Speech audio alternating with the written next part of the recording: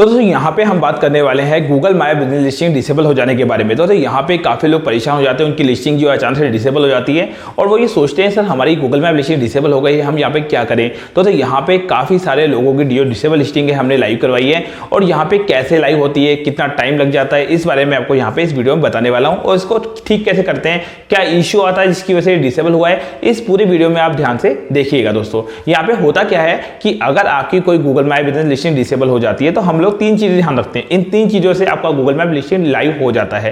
पहला चीज ये ध्यान रखना होता है कि जो लिस्टिंग डिसेबल हुई है उसके ऊपर काम करने से पहले ये देखना होता है कि आज ये डिसेबल हुई है या पुरानी थी। कई लोग क्या करते हैं, अभी कल परसों बनाई परसों बनाई, उसको बोलते हैं सर डिसेबल हो गई, लाइव करवानी है। ऐसी लिस्टिंग जो आज बनी कल बनी और डिसेबल हो गई, इसको लाइव करवाने से मतलब नहीं होता कि वो न्यू लिस्टिंग होती है। अगर आपकी कोई लिस्टिंग पुरानी चल रही थी, 1 मंथ पुरानी थी, 2 महीने 3 महीने साल भर 2 साल 5 साल पुरानी थी और वो चल रही थी और अचानक से डिसेबल हो गई, उसके ऊपर काम किया जाता है। दोस्तों दूसरी चीज सबसे इंपॉर्टेंट ये होती है कि लिस्टिंग को डिसेबल हो जाने के बाद में यहाँ पे हमें ये देखना होता है कि बिजनेस का नाम, कॉन्टैक्ट नंबर, सिटी का नाम, एड्रेस, डिस्क्रिप्शन, डिटेल्स, सारी डिटेल करेक्ट होनी चाहिए।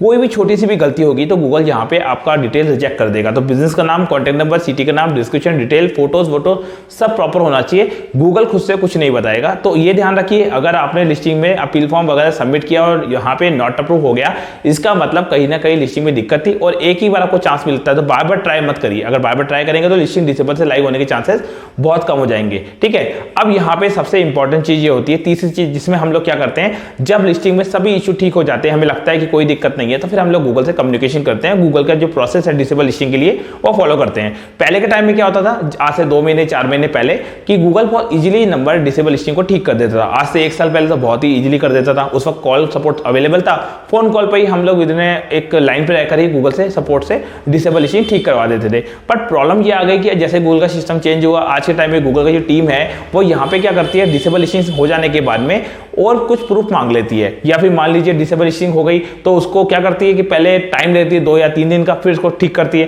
बट आज के टाइम में प्रेजेंट में गूगल काफी स्ट्रिक्ट हो गया है इसके केस में।